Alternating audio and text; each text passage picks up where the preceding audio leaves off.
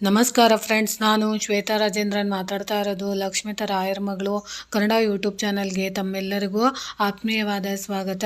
ಸ್ನೇಹಿತರೆ, ನಾನಿವತ್ತು ವಿಶೇಷವಾಗಿ ಅಷ್ಟಮಿಯ ಮಂಗಳವಾರ ಇರೋದ್ರಿಂದ 3 ಮಂಗಳವಾರಗಳ ಕಾಲ ನೀವು ಇದೊಂದು ಪುಟ್ಟ ತಂತ್ರನ ನೀವು ಆಂಜನೇಯನ ದೇವಸ್ಥಾನದಲ್ಲಿ ನೀವು ಮಾಡಿಕೊಂಡಿದ್ದೆ ಆದರೆ ನಿಮಗೆ ವ್ಯಾಪಾರ ವಹಿವಾಟುವಲ್ಲಿ ಅಂದರೆ ಹಣಕಾಸು, ನೀವು ದುಡಿದಂತಹ ಹಣಕಾಸು ನಿಮಗೆ ಗೊತ್ತಿಲ್ಲದಂಗೆ ಯಾವುದೋ ಒಂದು ರೂಪದಲ್ಲಿ ಯಾವುದೋ ಒಂದು ವಿಚಾರಕ್ಕೆ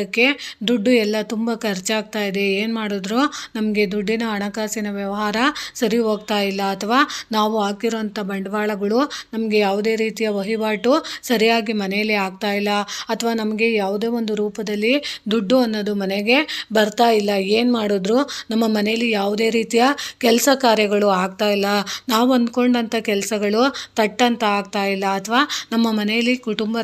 ಕುಟುಂಬದ ಸದಸ್ಯರ ಜೊತೆ ನಾವು ಅನ್ಯೋನ್ಯವಾಗಿ ಕೂಡ ಇರೋಕೆ ಆಗ್ತಾ ಇಲ್ಲ, ಹಣಕಾಸಿಗೆ ತುಂಬಾ ಕಷ್ಟ ಆಗ್ತಾ ಇದೆ, ಮತ್ತು ಹಣಕಾಸಿಗೆ ಸಂಬಂಧಪಟ್ಟಂಥ ವಿಚಾರಗಳಲ್ಲಿ ಜಗಳ, ಮನಸ್ತಾಪಗಳು, ಕಿತ್ತಾಟಗಳು ಎಲ್ಲ ಆಗ್ತಾ ಇದೆ ಅಂತ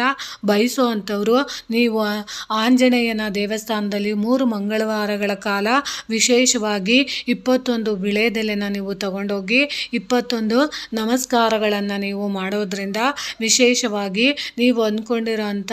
ಕಾರ್ಯಗಳೆಲ್ಲ ನೆರವೇರುತ್ತೆ, ನೀವು ಸಿಗಾಕೊಂಡಿರೋಂಥ ಸಮಸ್ಯೆಗಳಿಂದ ದೂರ ಕೂಡ ಬರ್ಬೋದು. ಅದನ್ನು ನೀವು ಯಾವ ರೀತಿ ಮಾಡಬೇಕು ಅಂದರೆ, ಆಂಜನೇಯನ ದೇವಸ್ಥಾನಕ್ಕೆ ಹೋಗುವಾಗ ನೀವು ಒಂದು ಸ್ವಲ್ಪ ಸಿಂಧೂರನ ನೀವು ತಗೊಬೇಕಾಗುತ್ತೆ. ಸಿಂಧೂರದ ಪ್ಯಾಕೆಟ್ನ ನೀವು ತಗೊಂಡು ಅದರ ಜೊತೆಗೆ ನೀವು 21 ಒಂದು ಬೌಲಲ್ಲಿ ನೀವು ಸಿಂಧೂರನ ಹಾಕ್ಕೊಂಡಿರಿ, ಅದರ ಜೊತೆಗೆ ನೀವು 21 ವಿಳೆದೆಲೆನ ನೀವು ತಗೊಂಡು ಅಲ್ಲಿ ನೀವು 21 ಪ್ರದಕ್ಷಿಣೆನ ನೀವು ಬರಬೇಕಾಗುತ್ತೆ. ಒಂದೊಂದು ವಿಳೆದೆಲೆನ ನೀವು ಇಟ್ಕೊಂಡು ಆ ವಿಳೆದೆಲೆ ಮೇಲೆ ಒಂದೊಂದು ಚಿಟಿಕೆ ಸಿಂಧೂರನ ನೀವು ಹಾಕಬೇಕಾಗುತ್ತೆ. ಆ ಸಿಂಧೂರನ ನೀವು ಹಾಕಿ ತದನಂತರ 21 ಅಂದರೆ ಒಂದು ವಿಳೆದೆಲೆನ ನೀವು ಇಟ್ಕೊಂಡು ಪ್ರದಕ್ಷಿಣೆ ಹಾಕಿ, ನಿಮಗೆ ಯಾವ ರೀತಿ ಸಮಸ್ಯೆ ಇದೆ, ಏನು ಬೇಕಾಗಿದೆ, ನಿಮಗೆ ಮದುವೆ ಆಗಬೇಕಾ, ಸಂತಾನ ಆಗಬೇಕಾ, ಹಣಕಾಸು ವ್ಯವಹಾರ ಪ್ರಗತಿ ಆಗಬೇಕಾ, ಅಥವಾ ನೀವು ಯಾವೊಂದು ವಿಷಯಕ್ಕೆ ಒದ್ದಾಡ್ತಾ ಇದ್ದೀರಾ, ನಿಮಗೆ ಯಾವೊಂದು ವಿಷಯದಲ್ಲಿ ತುಂಬ ಸಂಕಟ ಆಗ್ತಾ ಇದೆ, ನಿಮಗೆ ಹೇಳ್ಕೊಳಕ್ಕಾಗ್ದಿರೋ ಅಂಥ ಸಂಕಟ ಅಥವಾ ನೋವು ಅಥವಾ ಸಮಸ್ಯೆಗಳಿದ್ದಾಗ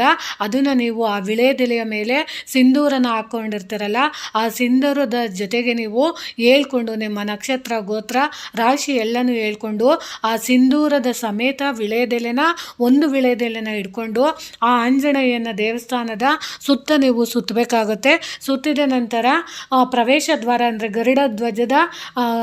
ಕಂಬದ ಮುಂದೆ ನಿಂತ್ಕೊಂಡು ಆ ವಿಳೆದೆಲೆನ ನೀವು ಒಂದು ಸೈಡ್ ಇಡಬೇಕು. ಅಂದರೆ 21 ವಿಳೆದೆಲೆಯ ಮೇಲೂ ನೀವು ಪ್ರತಿಯೊಂದಕ್ಕೂ ನೀವು ಒಂದು ವಿಳೆದೆಲೆ ತೊಗೊಬೇಕು, ಸಿಂಧೂರ ಹಾಕಬೇಕು, ಪ್ರದಕ್ಷಿಣೆ ಬರಬೇಕು, ಮತ್ತು ಅದನ್ನು ನೀವು ಅಲ್ಲಿಡಬೇಕು. ಆದರೆ ವಿಳೆದೆಲೆ ಮತ್ತು ಸಿಂಧೂರನ ಇಟ್ಕೊಂಡು ನೀವು ಹೇಳ್ಬೇಕಾಗಿರೋ ಮಂತ್ರ ಬಂದು ಓಂ ಹನುಮತೆ ನಮಃ, ಓಂ ಹನುಮತೆ ನಮಃ ಅಂತ ನೀವು ಅದನ್ನು ನೀವು ಎಷ್ಟು ಸಾಧ್ಯ ಆಗುತ್ತೋ ಅಷ್ಟು ನೀವು ಪ್ರದಕ್ಷಿಣೆ ಹಾಕುವಾಗ ಆ ವಿಳೆದೆಲೆಯ ಸಮೇತ ಮತ್ತು ಸಿಂಧೂರದ ಸಮೇತ ನೀವು ಹೇಳ್ಕೊಂಡು ಅದನ್ನು ನೀವು ಪ್ರದಕ್ಷಿಣೆ ಹಾಕಿ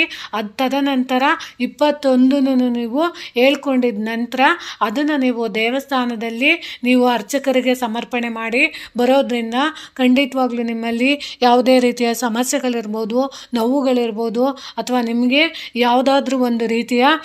ಅಡೆತಡೆಗಳಿದ್ದರೆ ಅದು ಕೂಡ ನಿವಾರಣೆ ಆಗೋದಕ್ಕೆ, ಮದುವೆ ಆಗ್ತಿಲ್ಲ ಅಂದರೆ ಮದುವೆ ಆಗುತ್ತೆ, ಸಂತಾನ ಸಮಸ್ಯೆ ಇದ್ದರೆ ಅದು ಕೂಡ ನಿವಾರಣೆ ಆಗುತ್ತೆ, ಹಣಕಾಸಿನ ವ್ಯವಹಾರ ಅಂದರೆ ನಾವು ದುಡ್ದಂಥ ದುಡ್ಡು ನಮ್ಮ ಜೊತೆ ನಿಲ್ತಾ ಇಲ್ಲ ಅಂತ ಅನ್ನೋರಿಗೂ ಕೂಡ ಅದು ಸಹ ಸಹಾಯ ಮಾಡುತ್ತೆ, ಮತ್ತು ನಿಮಗೆ ಯಾವುದಾದ್ರೂ ಒಂದು ಶುಭ ಕಾರ್ಯಗಳು ಆಗಬೇಕು ಅಂದರೆ ಅದು ಕೂಡ ನೆರವೇರುತ್ತೆ. ಆಮೇಲೆ ಅದ್ರ ಜೊತೆಗೆ ನೀವು 2 ಬೆಲ್ಲದ ದೀಪಗಳನ್ನು ನೀವು ಆ ಆಂಜನೇಯನಿಗೆ ಅವತ್ತಿನ ದಿನವೇ ನೀವು ಒಂದು 3 ಮಂಗಳವಾರ ಈ ವಿಳೆದೆಲೆನ ನೀವು ಪ್ರದಕ್ಷಿಣೆ ಹಾಕಿ ತದನಂತರ 2 ಬೆಲ್ಲದ ದೀಪನ ನೀವು ಅಂಟಿಸಿ ಬರೋದ್ರಿಂದ ನೀವು ಯಾವೊಂದು ವಿಷಯಕ್ಕೆ ಪರಿತಪಿಸ್ತಾ ಇದ್ದೀರೋ, ಯಾವೊಂದು ವಿಷಯಕ್ಕೆ ನೀವು ಕಷ್ಟಪಡ್ತಾ ಇದ್ದೀರೋ, ಯಾವೊಂದು ಕೆಲಸ